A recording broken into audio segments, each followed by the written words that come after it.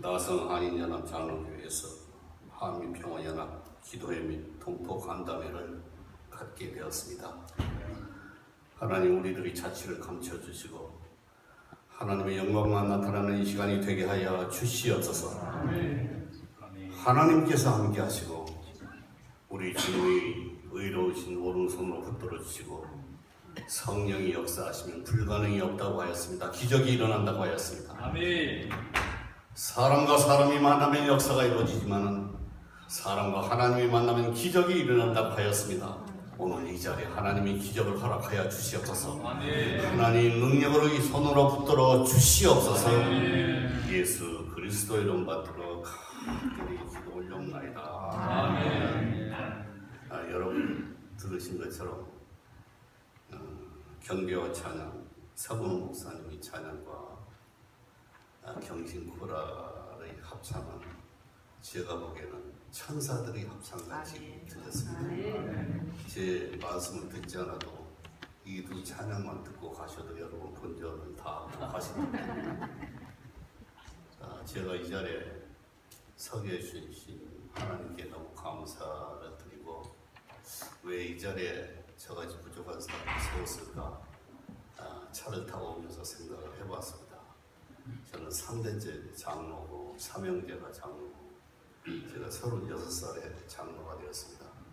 장로를 35년을 했더니 하나님이 기특하게 생각하셨던지 10년 전에 해외 선교를 위해서 목사 안수까지 받게 되었습니다. 그래서 오늘 이 자리에 선 것은 장로 그리고 목사의 자격으로 이 자리에 섰습니다. 여러분도 아시다시피 우리가 이 자리에 와서 예배를 본다고 하는 것은 절대로 예사스러운 일이 아닙니다. 70억 인구 중에서 우리를 하나님의 귀한 자녀로 선택받는 것도 너무 감사한데, 우리를 집사로, 권사로, 장로, 목사로 선택을 받게 하시고 더더군다나 한치 앞을 바라볼 수 없는 대한민국, 이 대한민국을 위해서 기도할 수 있는 그런 특권을 주시고 그런 자격을 주신 하나님께 너무나 감사하고, 제 말씀이 있기 때문에 감사의 박수를 먼저 보내겠습니다.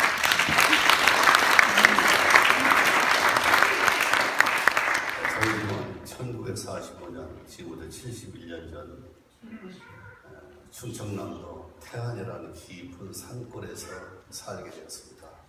우리 아버님과 우리 어머님이 배우지도 못하고 유산도 받지를 못했기 때문에 그 산골에서 여름에는 농사를 짓고 겨울에는 농사 지을 것이 없어서 바다에 나가서 고기를 잡아야만 자녀가 6이었기 때문에 8식구가 겨우 먹고 살 수 있었습니다.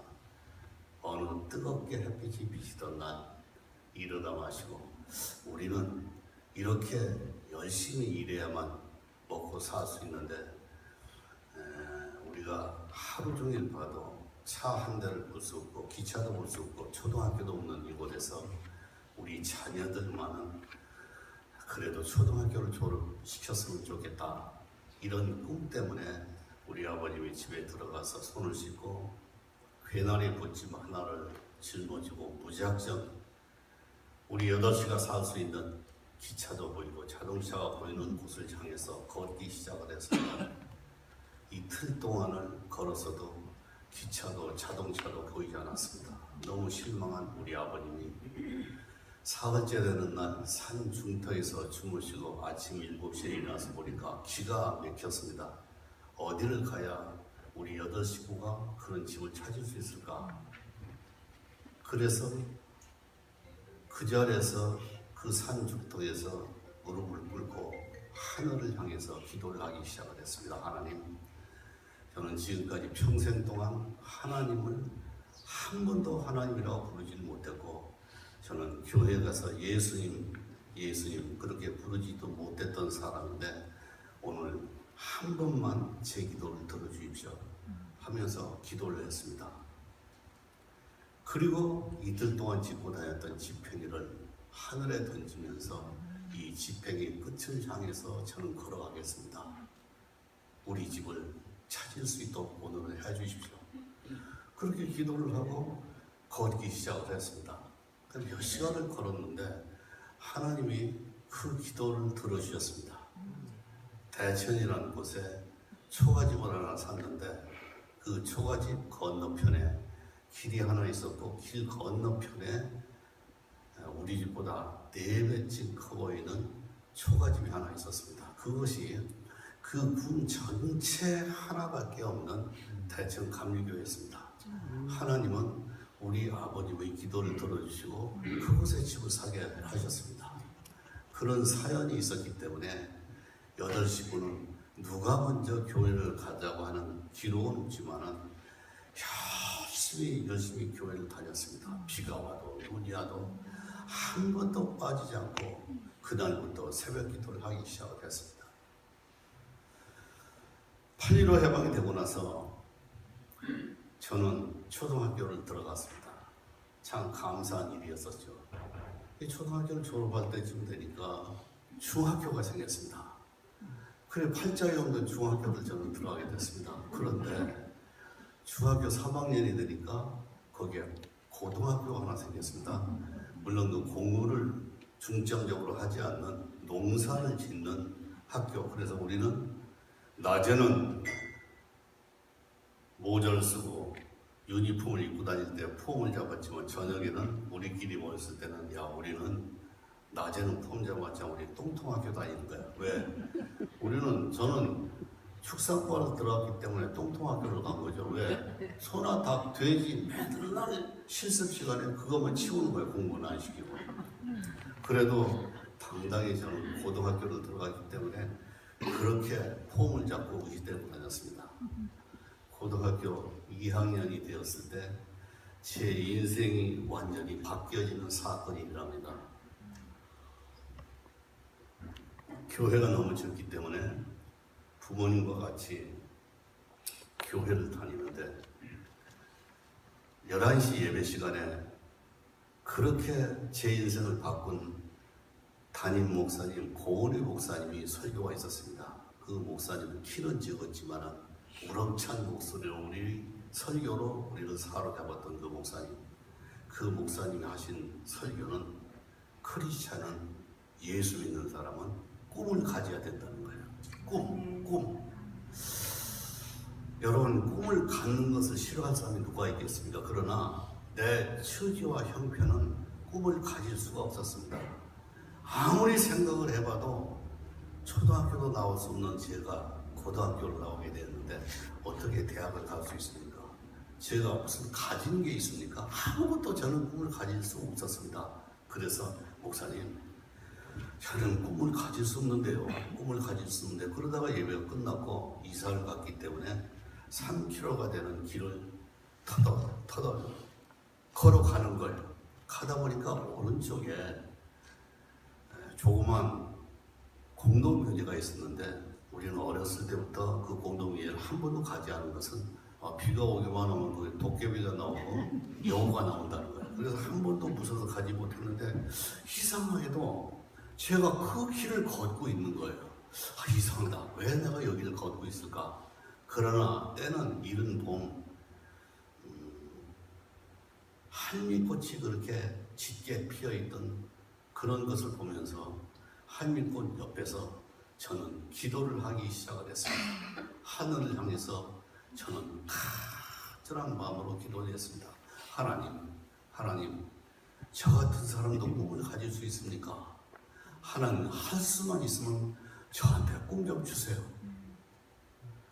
때가 많이 흘렀기 때문에 각 면마다 교회가 생겼고 저는 아버님 손을 붙들고 다니면서 부흥회가 있을 때마다 밤을 새워가면서 기도했던 저였기 때문에 그래도 다른 사람보다는 성경을 많이 읽었다고 생각했습니다. 그런데 지금까지 한 번도 보지 못했던 성경 말씀이 저한테 들리기 시작을 했습니다. 에레미야 33장 3절의 말씀입니다. 너는 내게 부르짖어라. 나는 내게 응답하겠고 내가 알지 못하는 크고 비밀한 것을 너한테 보여주겠다.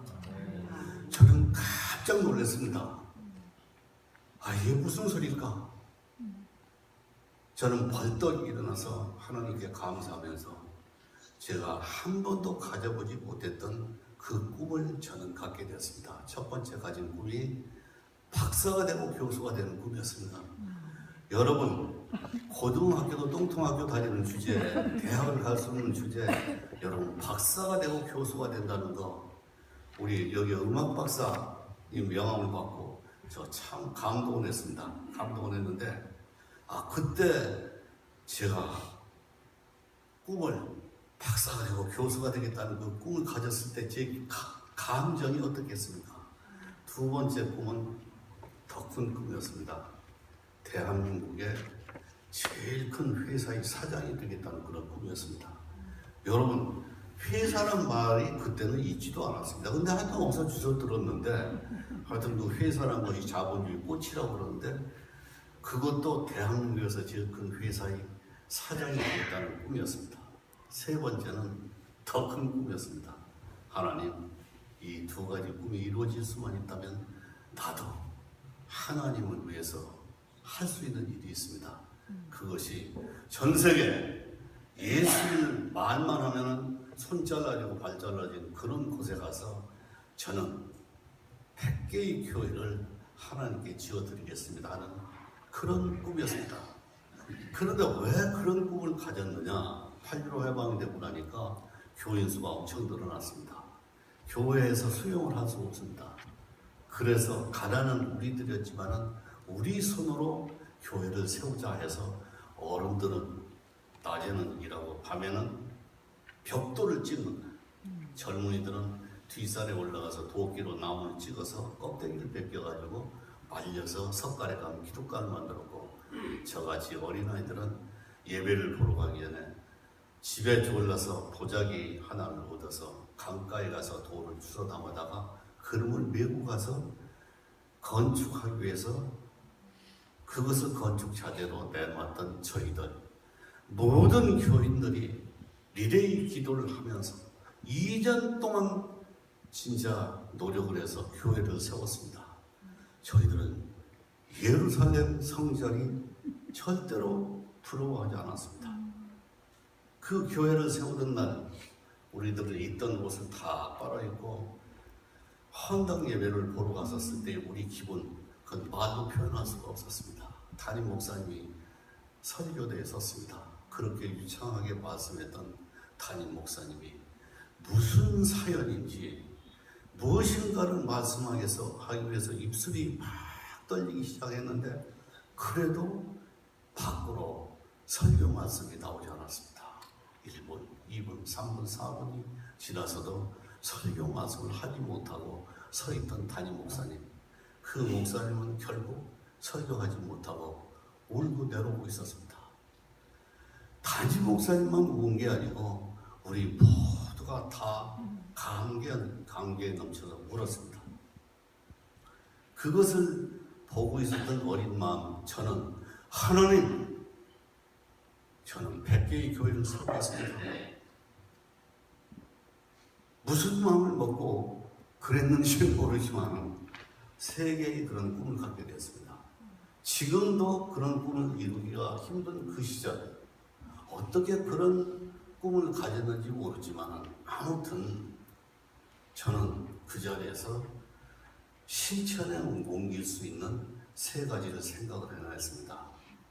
여러분이 지금부터 제가 60년 동안 실천한 그 3가지를 여러분 앞에 말씀드릴 텐데 여러분이 감동이 되면 여러분이 먼저 실천에 옮겨보세요.